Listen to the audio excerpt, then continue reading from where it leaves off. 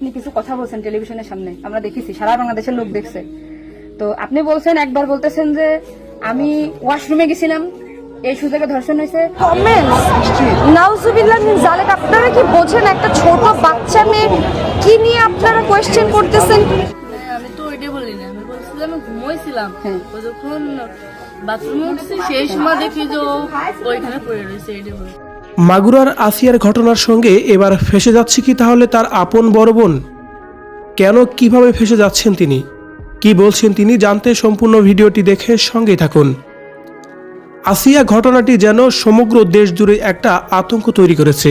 মাত্র 7 বছর বয়সে বোনের শ্বশুরের হাতে ধর্ষণ হয়ে যেন গোটা জাতির ইতিহাসের এক বিরল সাক্ষী হলো। 3য় শ্রেণীতে পড়ুয়া আসিয়া, কিন্তু কি হয়েছিল তার সাথে, আর কেন ঘটলো এমন ঘটনা, সে বিষয়টি যেন রীতিমতোই নানা প্রশ্নের জন্ম দিয়েছে সোশ্যাল মিডিয়ায়। তার কারণ, উল্লিখিত ঘটনার সময়ের সঙ্গেই বেড়ে চলছে নানান সন্দেহের জড়তা, আর তাতেই বোধহয় ফেসে যাচ্ছেন আসিয়ার বড় বোন।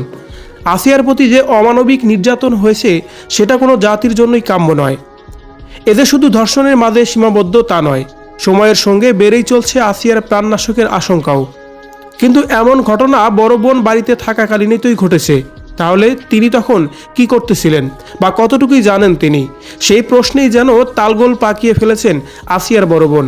সাংবাদিকদের মুখোমুখি হয়ে এক এক সময় দিচ্ছেন এক এক রকমের বক্তব্য, যে বিষয়টি নতুন করে সন্দেহের জড়তা বাড়িয়ে তুলছে সবার মনে।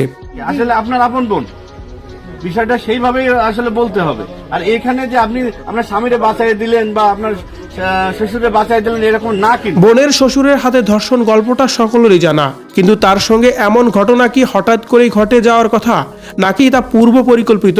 বোনের দেওয়া বক্তব্যের পরেই উঠে এসেছে সেই প্রশ্ন। কেননা সর্বশেষ ইন্টারভিউতেও আসিয়ার বড় বোন জানান, তাকে ঘুমের ওষুধ খাইয়ে দিয়েছিলেন তার শাশুড়ি, যে কারণেই সেহরির টাইমেও জাগা হয়নি তার।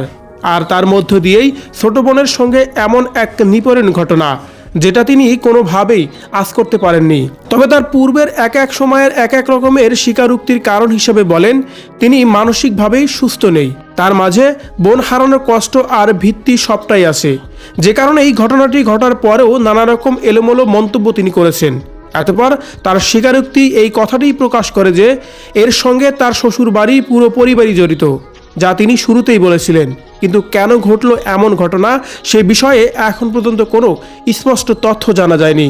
তো ভিউয়ার্স, আসিয়ার সাথে এই অমানবিক নির্যাতনের ঘটনার বিষয়টাকে আপনি কিভাবে দেখছেন? অবশ্যই কিন্তু কমেন্ট করে জানাবেন কমেন্ট বক্সে।